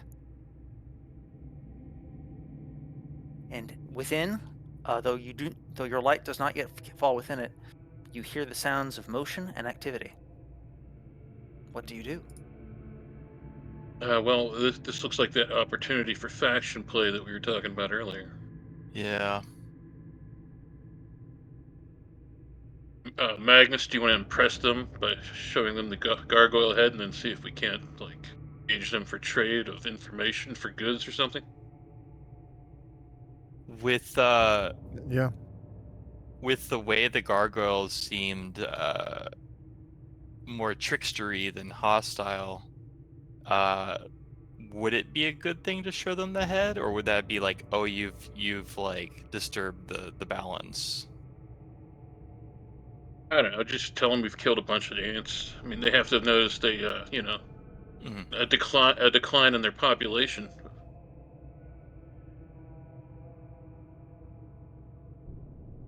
Well, I'm not going to go in alone. Yeah, no, of course not. So if we want Very to, will accompany you. yeah, I think everybody should accompany me. Yeah. Well, it's you said it was a low tunnel. How wide abreast could we be? The tunnel is. Let me review this real quickly. The tunnel is about 30 feet wide, Okay, so you can go all the way. like full formation. Yes. Yeah. I go in. Have your dark tongue ready, wizard.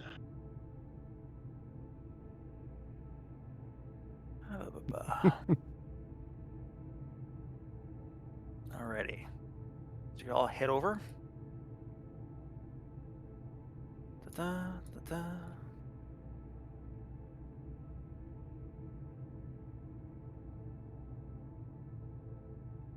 The rest of your gaggle on watch. Within the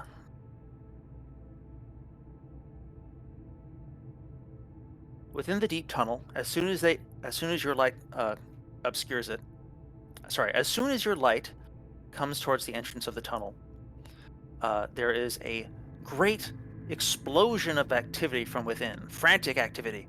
As from within you can hear picks being cast aside and beasts leaping behind stones and squabbling and squawking that sounds like a pack of stray dogs, except several registers. A pack of castrato stray dogs is how you would describe the sound of it. Wheeling like mad. Is that how I would describe it? Oh, that's how I describe it. A crossbow bolt erupts out the entrance, and in a language, which of you, if any, speak Goblin? Not me. All right. There is, in that case, in a language which you are also hard pressed to distinguish from the scraggling of stray dogs, shouts something imprecarious as a stouty-looking goblin, more pug dog than chihuahua, waves a mining pick in one hand and a crossbow in the other, and regards you with the total lack of fear you associate that is appropriate to like a mouse attacking an owl. And actually, on that note,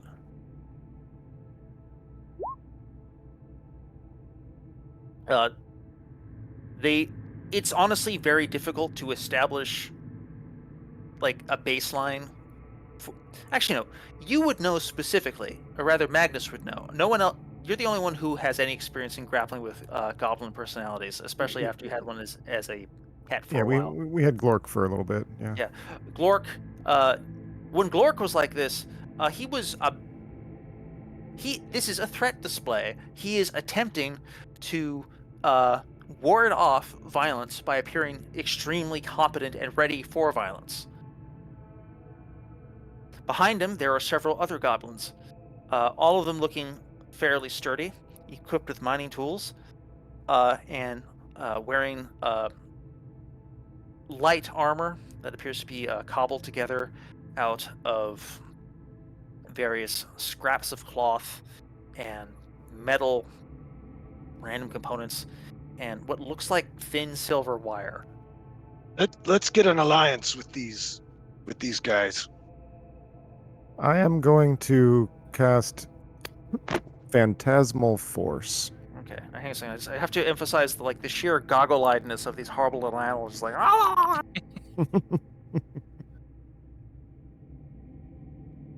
All right. So you cast Phantasmal Force. Tell us the nature of this phantasm. All right.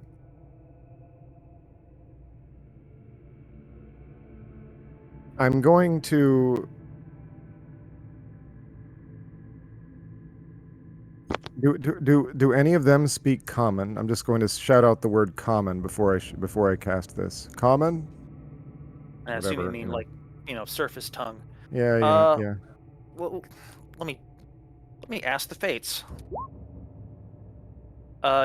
They total non-comprehension. Okay. Then I will.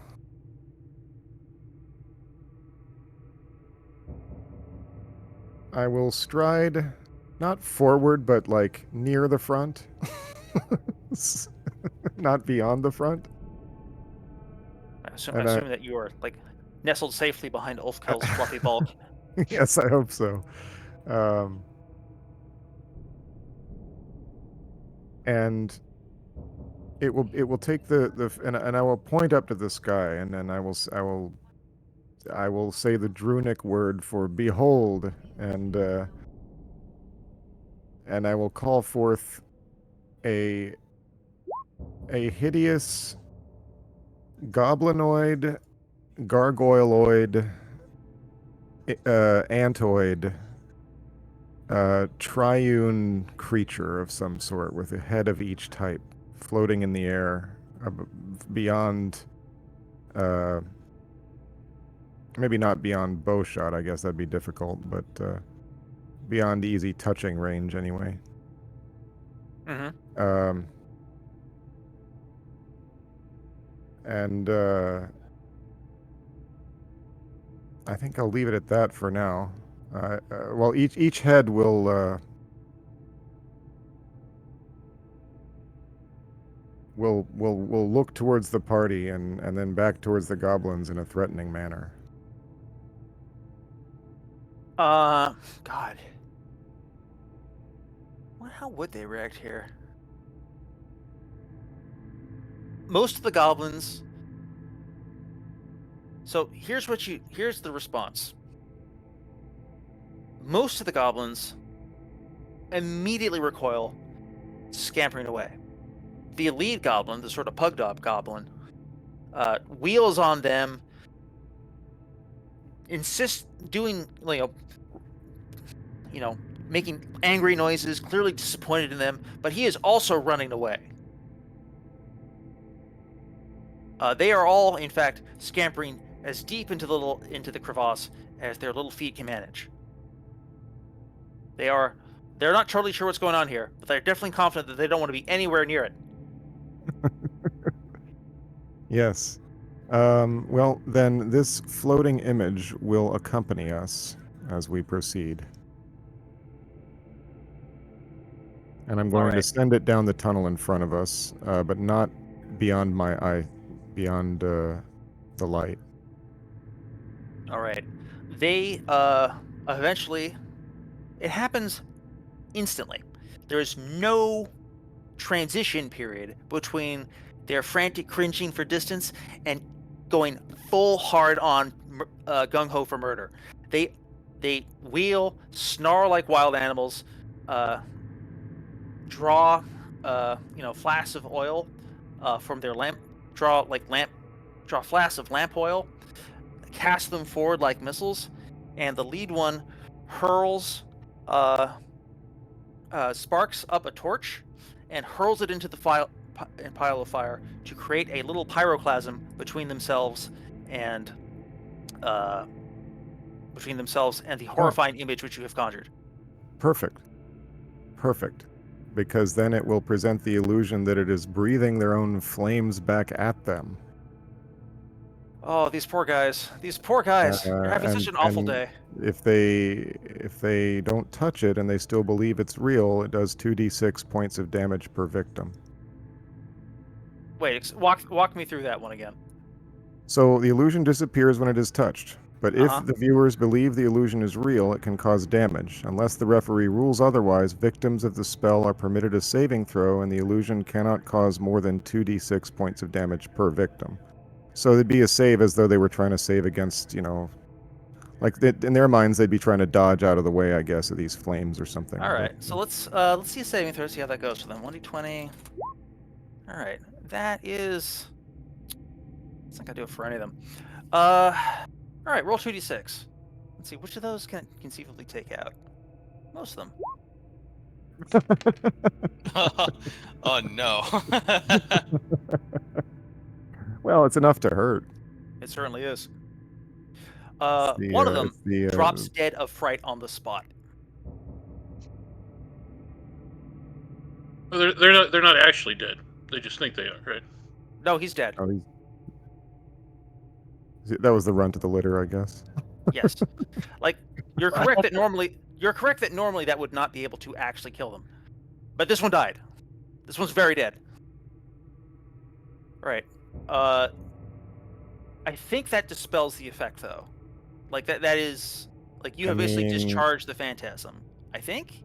The duration of the spell is until concentration ends, and it has to be touched for it to disappear, according to the description on page 66 of the PDF. 65 of the book. All right. Well, eventually, these guys are pretty feral, especially when they're in murder mode. So eventually what's going to happen is they are going to sort of swarm out wild-eyed, completely crazed for blood, absolutely preconscious, blood running from their eyes and ears, as some of them have suffered like severe injuries from this psychic attack. And without missing a beat, they're going right at you guys. So roll initiative now. And I will change to a more appropriate tune. How high is the ceiling?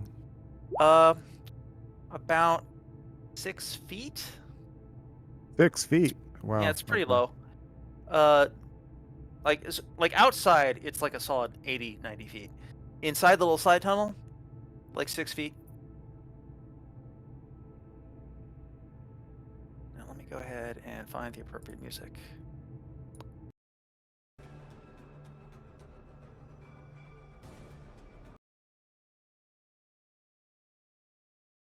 Is that the appropriate music? Okay. Initiative. Father Bloombad and... You guys win the initiative this time. This guy is leading the charge. All these other feral little goblins are scampering along behind him. Are these, like, one-hit die creatures? Yes. Most of them. The big one is not. Okay. And let me How turn on many the of them music are for there? that. Not as many as you fear. It looks like there are a total of 12 that are still alive, including the leader. Okay. Oh wait! They ran into their own fire, wouldn't they? Yeah, I was gonna say, is the fire still there? Yeah, that's a real fire, not a loser. Yeah, they're all on fire now. Hang on. Focus on me. Come on, camera. Look at me. There we go. Okay. Oh, how many of them are going to survive that? Probably most of them, but I think we found the corner in which we've backed them. 1d8 minus 2 minus 1d4. 4, 5, 6, 7, 8, 9, 10, 11.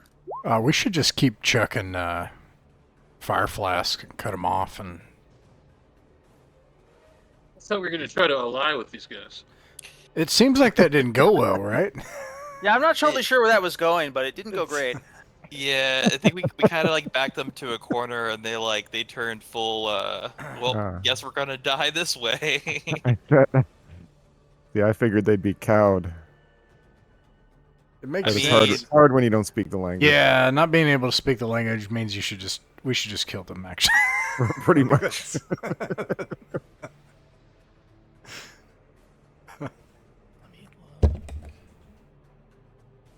Two, 4, 2. That guy's dead. 2, and this guy's.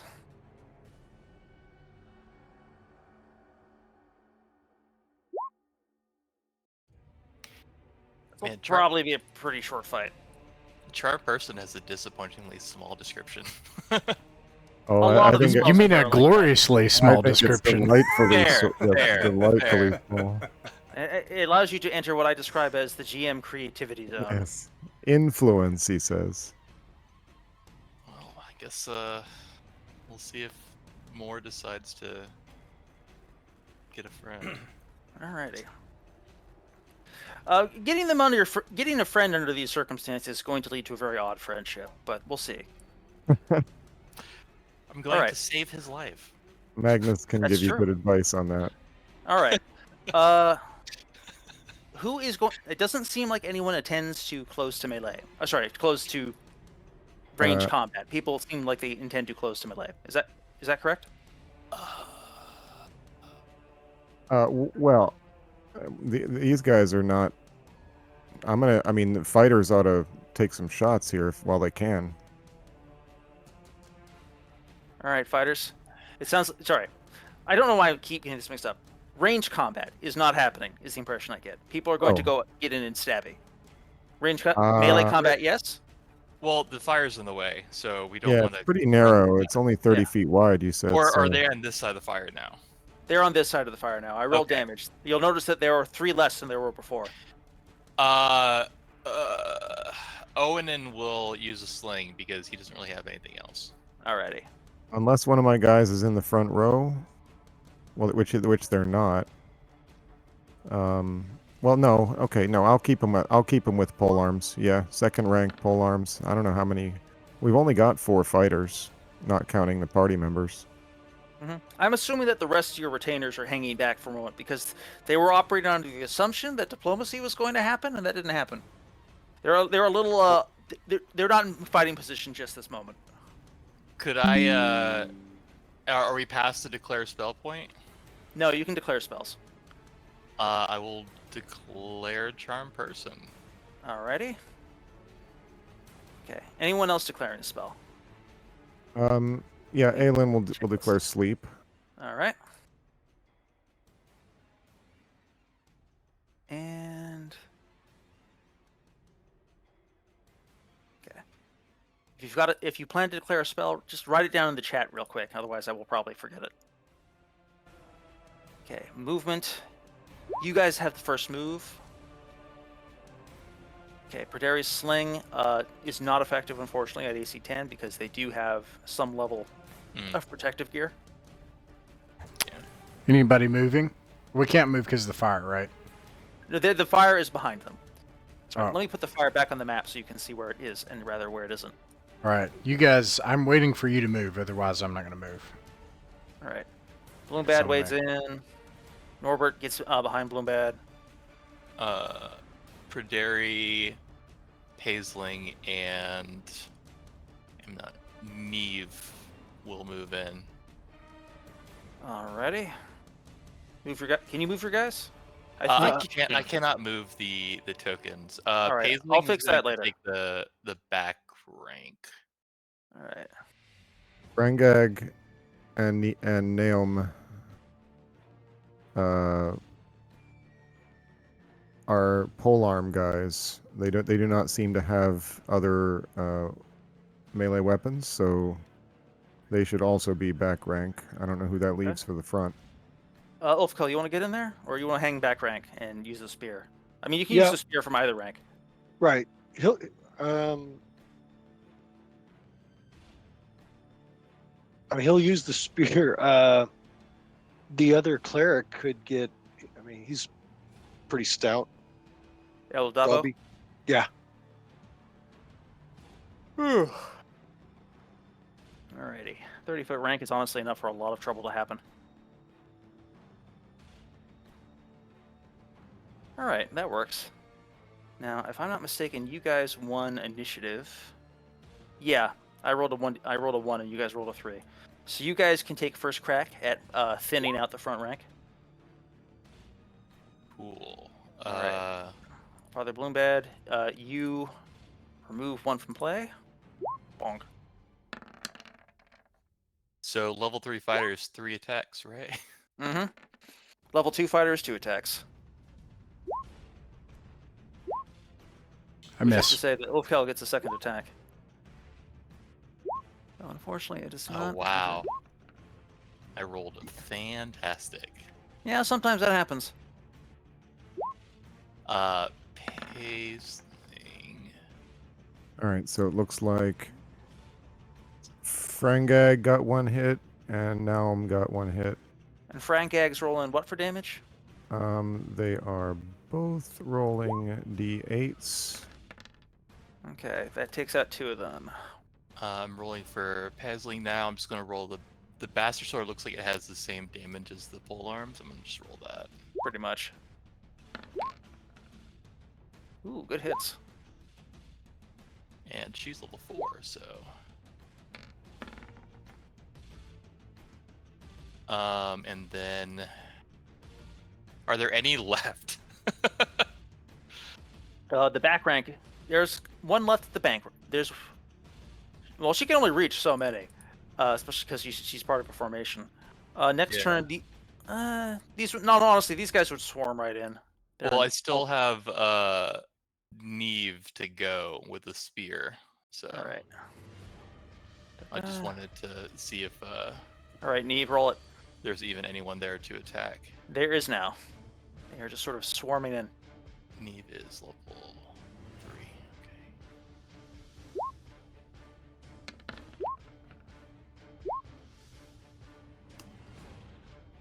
All right, that's 1 hit.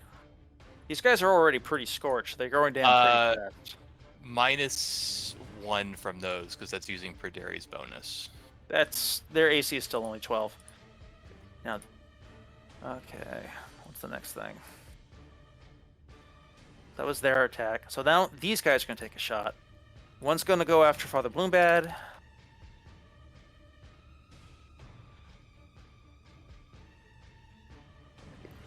Get up. And, okay, so Bloombad, you get nailed hard. So let's see. Jeez. They've been critting you today. Bloombad, a horrible little animal leaps atop Bloombad and wails on the top of his head like it's trying to, like the inside of his brains are made of the most valuable mineral ore on the planet, and it aims to get rich today. It is one of the worst experiences you've had in a while. You take 5 damage. Neve is confronted by the Goblin Leader. Neve has who- an AC of 15. More than 10. And Brother Dobby is attacked by the survivor on the far left. And they get it by just fine. Brother Dobby's armor remains doughty. Okay. Now spells. Ailing, why don't you do Charm Person first? All You right. do third person first. Okay. I mean, there's Which no really save just or anything, right? there is a save. That's it. So he just Oh. yeah. Okay. She'll Otherwise it cast just on works. The boss. Nice. Okay. Gonna mark him appropriately charmed. Okay. That was Aisling. No, that was more. Okay, so that was Moore. Moore's charm goes off successfully, targeting the boss. all right. Okay. And then Ailing had sleep, which should be 2d8. Yes. Roll your 2d8 for sleep. 9. Okay. The surviving goblins all fall down. Da-da. Da-da. And da-da. All right. With that, something resembling peace comes back to this little area. Now's the real question. Do we spare the survivors and try to build that relationship we were talking about? Or do we finish this? Yeah, the leader's still alive. Let's try to go for diplomacy. Is there any of that blue or green ore or whatever that they're mining in the other place around here? Yes. It looks like they are pursuing a mining occupation. Elfkill can tell that their stonework is a little sloppy. A little... He kind of amateurs. Yeah. It's not just that Is it's there like a amateurish. ore It's that pile? there's a strong box though.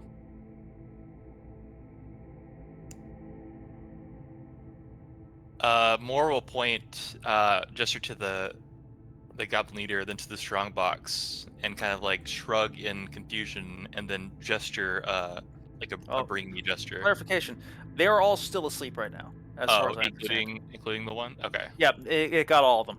Okay. Let's drag the living ones off to the side, and we'll bring the leader over by the strong box and wake him up. I'm just gonna sort of sort these guys Okay. out. Perdaria will get to finding them. Okay. I think if we just drag them around the corner, we'll be fine. Okay.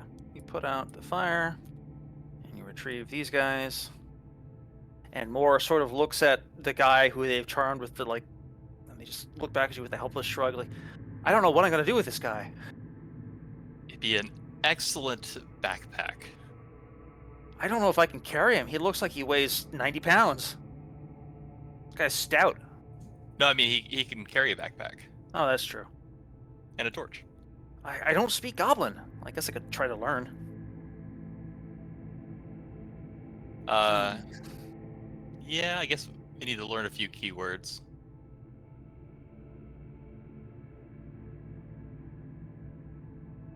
But yeah, Putting on my I've seen Magnus's approach to goblin companions.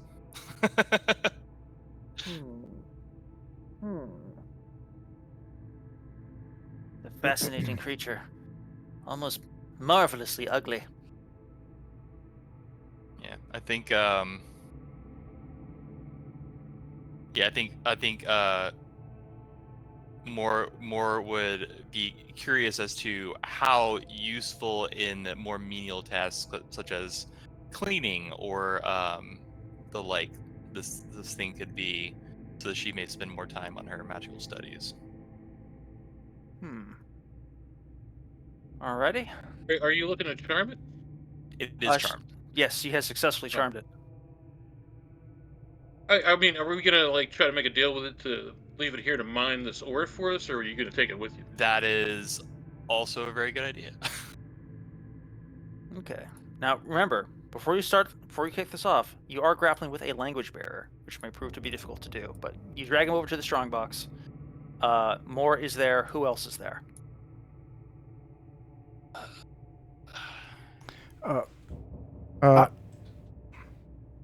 I can try to. Well, go ahead. No. Okay, go ahead, please. Sorry.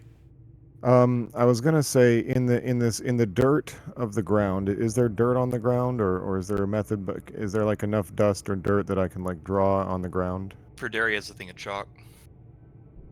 There you go. So I'm going to. I'm gonna make a. Whatever.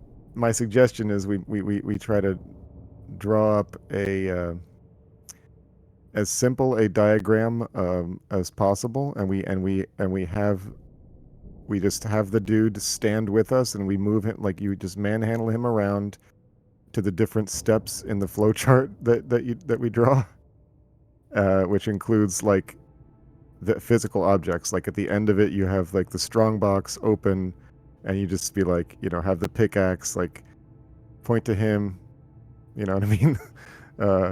Pantomime pickaxing the wall, put the stuff in there, and then like last step is, we come back around every once in a while and we give you like, I don't know, what do they need? Does that make sense? I guess the question is it possible? Well, they're already putting the ore in the strong box, apparently, right? Yeah, good point. I think so. All we have need to do is like demonstrate that we can give them stuff for what's in the strong box, hoping that we can outbid whoever they're currently selling it to. Yeah, need to establish we are their new boss.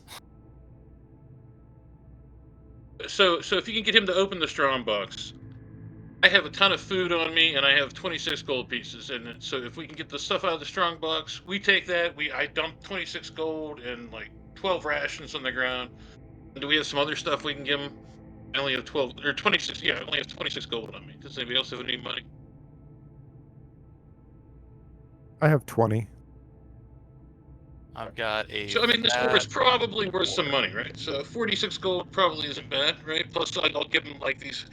Here, I had a bunch of rations. I'll give him my wineskin. Ooh. Yeah, Everyone that loves too. wine. Yeah, I'll give him 20 rations. And Ulfkel is going to try to assist by like doing these pantomimes of what Magnus is drawing in the dirt to try to just complement that.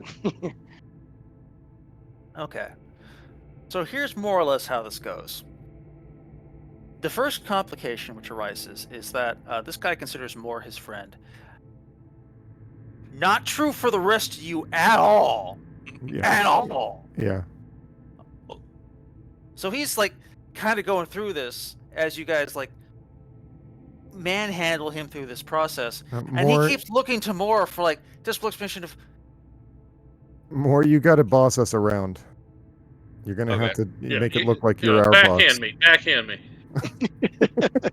Okay. Okay. This is entering a realm that this goblin understands a little better. I offer up the wine to Moore and then see if the goblin wants some. Yeah, Moore will like press it to her lips, nod, and then gesture it to the goblin. Give me the backhand. She does not backhand you hard, but she does go through the. No. Make it sell it. Come on.